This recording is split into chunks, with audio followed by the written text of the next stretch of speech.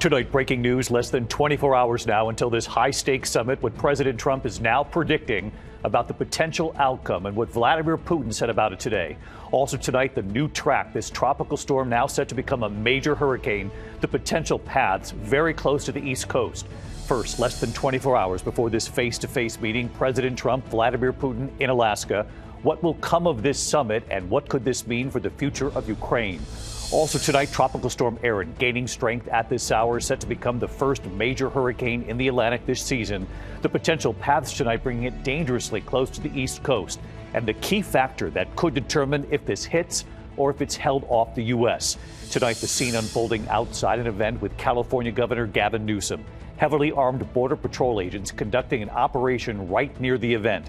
Newsom there to talk redistricting, the Border Patrol raid outside. Tonight, the governor saying we will not be intimidated. Tonight, the fiery plane crash into a neighborhood in Florida. And now the images, residents using a fire extinguisher and garden hoses to try to save the family. Tonight, the teacher accused of killing a mother and father on a hiking trail with their young daughters. Tonight, in court, pleading not guilty. And what we've now learned, what those daughters were able to do after surviving this. Tonight, the newly released images showing the arrest of a pilot accused of intoxication. What they ask him as they remove him from the cockpit moments before that plane was going to take off for Chicago. Protesters in the streets after President Trump's federal takeover of the police in Washington, D.C. Alarming images tonight, the van erupting in flames outside a terminal at one of America's busiest airports. Tense moments, an alleged drunk driver crashing into this construction site on an interstate. That construction involving radioactive material. Tonight, the rare sighting off the East Coast, the great white shark seen near several popular beaches. And tonight, scientists warning of an invasive tick, relatively new to the region, spreading a debilitating infection across parts of the U.S., from the northeast to the south. From ABC News World Headquarters in New York, this is World News Tonight with David Muir. Good evening. It is great to have you with us here on a very busy Thursday night. We're watching this growing storm set to become a major hurricane now, and the new forecast tonight, the potential paths coming very close to the East Coast. We'll take you through the possible scenarios in a moment. But we begin tonight with this high-stakes summit between President Trump and Vladimir Putin, face-to-face in Anchorage, Alaska, this time tomorrow night. Both the president and Putin looking to define expectations tonight, what each of them said today. And the bigger question, of course, what could this mean for Ukraine? In Moscow, Vladimir Putin calling President Trump's efforts to try to reach an agreement on Ukraine, quote, sincere. But Putin also made it clear he has other goals. President Trump tonight saying he believes Putin would like to see a deal, but also says he gives this a 25% chance of failing. ABC's chief White House correspondent Barry Bruce leading us off from Alaska tonight. Tonight, on the eve of their high-stakes summit in Alaska, Russian President Vladimir Putin trying to lay the groundwork, heaping praise on President Trump. Putin saying the current American administration is making quite energetic and sincere efforts to stop the hostilities, stop the crisis, and reach agreements that are of interest to all parties involved in this conflict.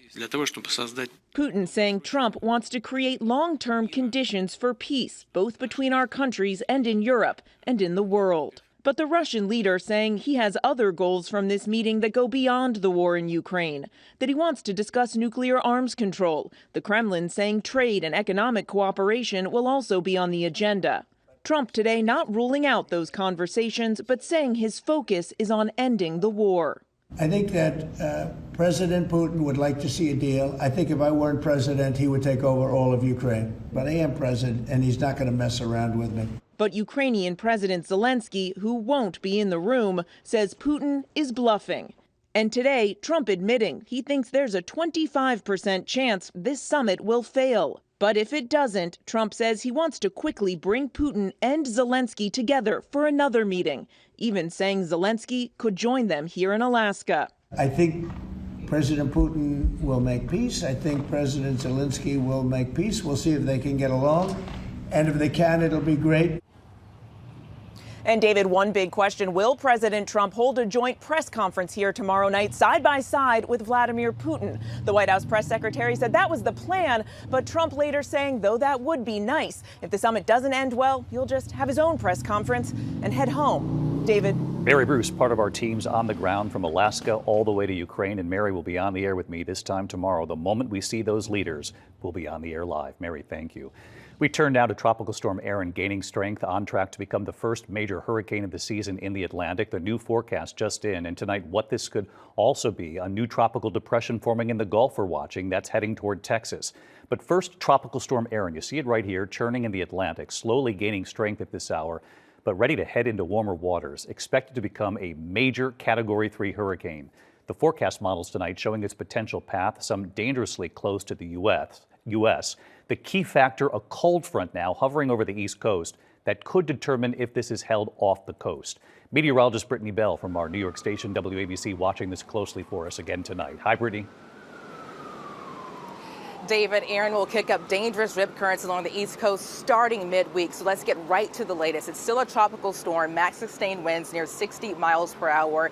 Forecast to turn into a Category 1 hurricane later on Friday. There's already a tropical storm watch for the Lesser Antilles that will take aim near Puerto Rico as a major Category 3 hurricane on Sunday, then turning north. The reason why for that turn, it tracks in between high pressure and a cold front. The question, how close will that get to the eastern seaboard? Bottom line, just brace for dangerous rip currents starting Tuesday, lasting into Sunday. I want to also talk about what's going on in the southern Gulf. We're watching an area of low pressure that could soon turn into a tropical depression, bringing heavy rain to South Texas on Friday. David? Brittany Bell and the team at WABC, thanks to you as always. We turn now to the scene unfolding in Los Angeles today, a federal raid outside an event with Governor Gavin Newsom. The governor there to talk redistricting, his plan to respond to what Republicans are planning to do in Texas, while outside heavily armed Border Patrol agents conducting an operation. The governor tonight questioning the timing and location, saying, "We will not be intimidated." ABC's Matt Gutman now from Los Angeles. Tonight, that striking scene outside a California event featuring the state's top Democratic figures, including Governor Gavin Newsom. A group of heavily armed Border Patrol agents conducting an operation near the venue in Los Angeles' Little Tokyo, saying they apprehended at least one person. The reason for our presence here in Los Angeles is to make, first off, Los Angeles a safer community. Newsom's team saying the action was meant as intimidation because inside the hall, the governor and state lawmakers were announcing a partisan redistricting plan to combat a similar Republican-led effort in Texas, backed by President Trump. Donald Trump, you have poked the bear, and we will punch back. We have got to meet fire with fire. Agents seen patrolling the area on foot and in vehicles before eventually entering the nearby federal building. Right outside, at this exact moment, are dozens and dozens of ICE agents. You think it's coincidental? There was no reason in the world for them to come here. Nothing to do with safety. In fact, this is the exact opposite of keeping our city safe. We do not need them here, and they had no business to come here and provoke this.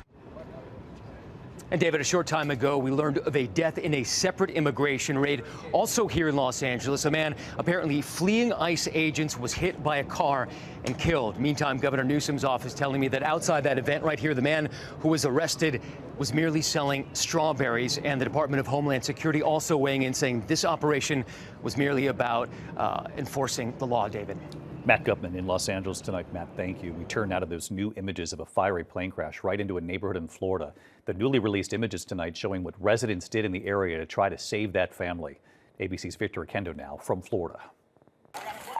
It's a mess. Tonight, dramatic body camera video showing the harrowing rescue after a small plane went down in a Florida residential community. Get away from here. Go. It's still smoking on the inside. Go. Surveillance video capturing the plane last month as it slammed into a tree in Pembroke Pines, north of Miami, then landed on its side. The earth was shaking, you know, when I heard it. It was that loud. Neighborhood heroes jumping in. I put on my shoes and I just ran. There was already a few of the neighbors outside already. So we had one neighbor with an axe, one had a fire extinguisher. I grabbed the water hose because the plane was on fire. On board, a family of 4 returning from vacation in Turks and Caicos, crashing less than a mile from North Perry Airport.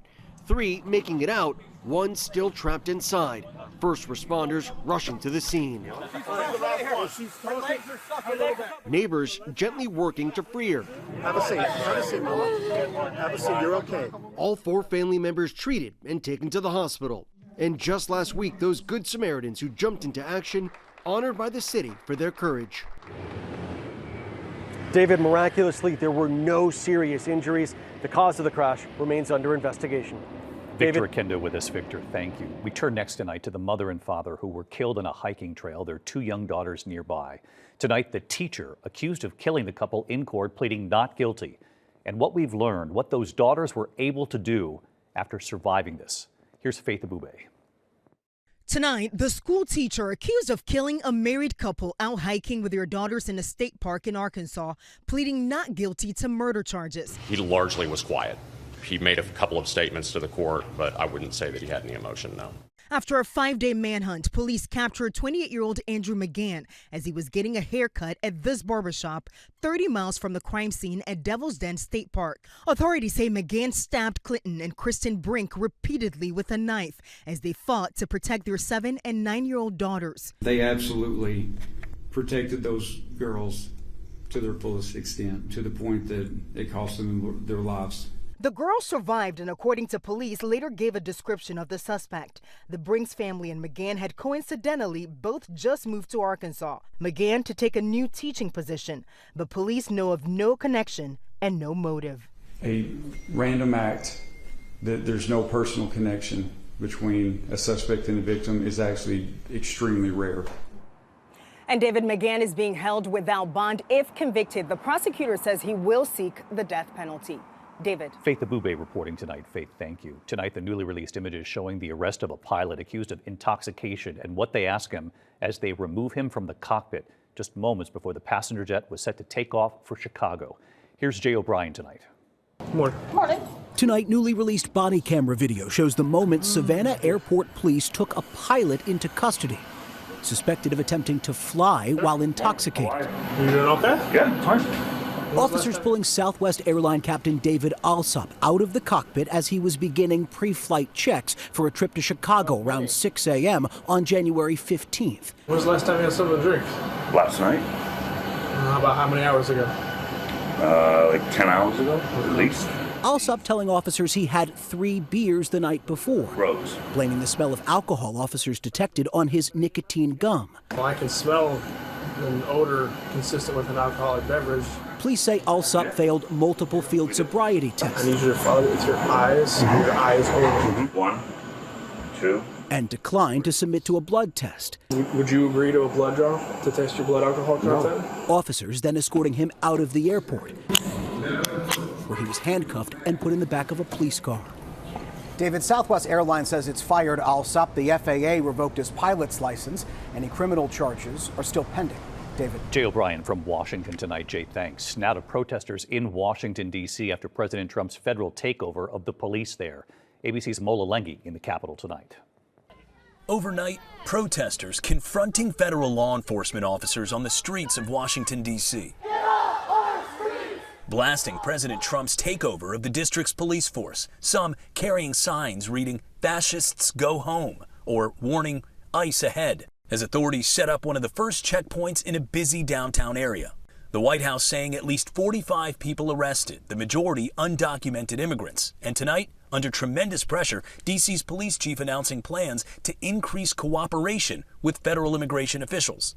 The Pentagon today saying all 800 National Guard troops have been mobilized in the district, working in shifts around the clock, assisting with patrols and other duties. While several hundred National Guard troops are ultimately expected, so far today their presence has been sparse, set up at just a few locations throughout D.C., like Union Station here. And tonight, we're learning that the man accused of throwing a sandwich at a Customs and Border Protection officer Sunday evening has now lost his job at the Justice Department, according to Attorney General Pam Bondi. Bondi said today Sean Charles Dunn has been fired. He's facing a felony charge of assaulting an officer. We reached out to his attorney, but have not heard back. Well, President Trump indicating he wants to see this so-called crime crackdown extend beyond the 30 days initially allotted to him. And today, the Pentagon doubling down, saying that these troops here, of course, pulled from their civilian lives, will remain here, quote, until law and order has been restored, David. Mola Lengi in Washington. Mola, thank you. Tonight, Air Canada has begun canceling flights ahead of a strike by flight attendants set to begin at 12:01 Saturday morning. 500 flights expected to be canceled tomorrow already, with a full shutdown on Saturday, affecting 130,000 customers every day. Nearly all of the 10,000 flight attendants voting to strike. Wages are the chief sticking point. To the U.S. economy tonight, a new report showing wholesale prices with the biggest monthly increase in 3 years, the biggest hike involving produce. The Producer Price Index, as it's called, rising 0.9% in July. Prices are now 3.3% higher than a year ago. One of the biggest jumps, the price of fresh and dry vegetables going up 38.9%. Economists say businesses facing higher costs, potentially due to tariffs, likely passing costs on to consumers. When we come back here tonight, the dangerous crash on the interstate involving radioactive material. An alleged drunk driver crashing into a construction site involving that dangerous material. We'll have more in a moment. Also, a van erupting in flames outside a terminal at one of America's busiest airports. And look at this, the rare sighting off parts of the East Coast, the great white shark seen near several popular beaches. Much more news ahead here in a moment. Tonight, alarming images showing an explosive van fire outside a terminal at Hartsfield-Jackson Airport in Atlanta. The van bursting into flames in the upper level passenger area. Traffic was diverted to the lower level until firefighters put out the fire. No one was hurt. A hazmat team in Washington state responding to a highway crash involving radioactive material. Authorities say a driver slammed into a construction zone, hitting several vehicles and a piece of equipment with a radioactive core. Part of State Route 16 was closed for hours as a precaution. Authorities say there's no danger to the public tonight. That driver arrested for alleged DUI. When we come back tonight, the great white seen right off the East Coast, several popular beaches, and a very unusual place to see a shark like this. And the new warning tonight about a new invasive tick spreading a debilitating infection in a moment. To the index of other news tonight, authorities are warning of a large great white shark off the beaches of Scarborough, Maine, near Portland. The shark, up to 12 feet long, it was spotted near several popular beaches. Swimmers are urged to be on alert. Great whites are not as common off the coast of Maine. Tonight, scientists are warning of an invasive tick spreading a debilitating infection across parts of the U.S. The Asian longhorn tick, they're calling it, carrying a potentially dangerous bacteria called Ehrlichia chafensis. Symptoms include fever, chills, muscle aches, fatigue, and headaches. Climate change and shorter winters helping the tick spread across the U.S. First detected in New Jersey in 2017, now found in at least 21 states from the Northeast all the way to the South. Tonight, the largest study of its kind showing dogs can actually mirror their owner's health. Researchers in the U.S. monitoring more than 26,000 dogs. The study revealing dogs and owners can develop many of the same chronic conditions, including hypertension, diabetes, and arthritis, because they likely share the same environment as their owners. When we come back here tonight, the video now seen by millions, the baby hippo right here in the U.S. who didn't want to get out of the pool at the end of the day for dinner until his mom gave him a look. You'll see it. I'm not kidding in a moment. Finally tonight here, the son refusing to get out of the pool for dinner until that look from mom. Tonight in Goddard, Kansas, outside Wichita at the Tanganyika Wildlife Park, a moment caught on camera that's now been viewed worldwide an incredible 45 million times. Meet Mars, the endangered pygmy hippo, who was born here at the zoo just 6 weeks ago. Just 3,000 of them remain in the wild. His care team weighing him and with him around the clock. His mom, Posey, caring for him too. Mars climbing on the rocks, swimming, getting bigger every day. And in recent days, when it was time for Mars to stop playing and come have dinner, a moment that has now gone viral. So many parents can relate. His care team trying to coax him out of the water to come in for dinner. Little Mars does not want to budge, laying down, seeming to hold on for one more swim. Running away and out of his care team's grasp. No luck. That worker, Ellie, sits down out of ideas, and then it's mom to the rescue. Posey turning back, giving her son a look, what many are now calling the mom stare. And just watch. Mars takes notice. He immediately stops playing. That son gets out of the water and follows his mother in for dinner. The zoo documenting the remarkable and very relatable moment. And right here tonight, David, welcome to the Tanganyika Wildlife Experience. Matt Fouts, director of Tanganyika Wildlife Park. It's incredible how just universal, all different species seem to have that mom stare down. It's hilarious to see Posey do that with Mars every day when he does not want to go inside. He loves outside, and so it's a pretty hilarious thing to see. And tonight, an invitation from that zoo to come see the hippo for yourself. We hope everyone will come out to Kansas. to Tanganyika Wildlife Park, check him out. And so, your mission to Mars actually is to Kansas. Well, thank you for the invite, that baby hippo not messing with mom. I'm David Muir. I'll see you right here tomorrow night. Good night.